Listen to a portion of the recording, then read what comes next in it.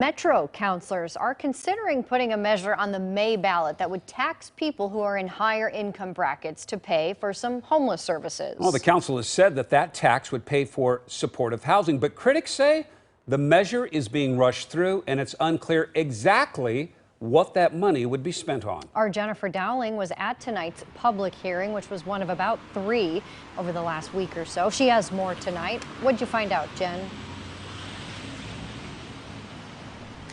Good evening. Now, one of the things that we noted at tonight's meeting is there were quite a few people there who were experiencing homelessness who testified. But even though they were in support of getting some additional funding, they too, along with taxpayers, were wondering just who was going to be watching over how this money was spent. It is long overdue. We've had a houselessness crisis for many years. A large number of people and service organizations testified in favor of new taxes to fund homeless services. That supportive housing is the foundational step in pursuing wellness. Metro Council President Lynn Peterson says although the language of the ballot measure still has to be solidified, the discussed plan is to tax individuals who make $125,000 or more, or couples who make $250,000 up to 1% of their income. Jennifer Langston once experienced homelessness. She testified in favor of the tax. Then in 2014, I faced homelessness due to domestic violence. However, there are others who weren't quite sold. Many said more oversight would be needed. But you're also now taking on the oversight for hopefully up to $300 million of life-saving money.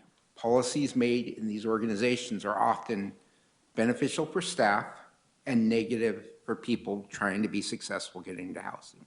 Our money isn't being spent the way it should be now, so what assurances do we have that this will be any different? Taxpayers also spoke out. One man testified that he felt like an ATM, adding that the tax wasn't equitable. And Cascade Policy Institute President John Charles Jr. says so far there aren't many answers and the process has been rushed. How are they proposing to get the money? How much money?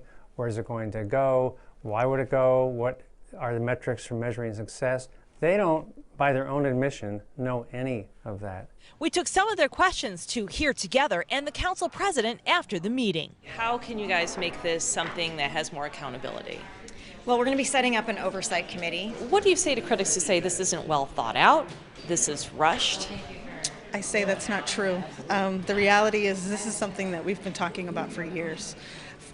Quite frankly, after the housing bond passed, immediately advocates in the community were thinking we need to pair these dollars with services dollars. And so we attempted multiple things, and it didn't necessarily go well.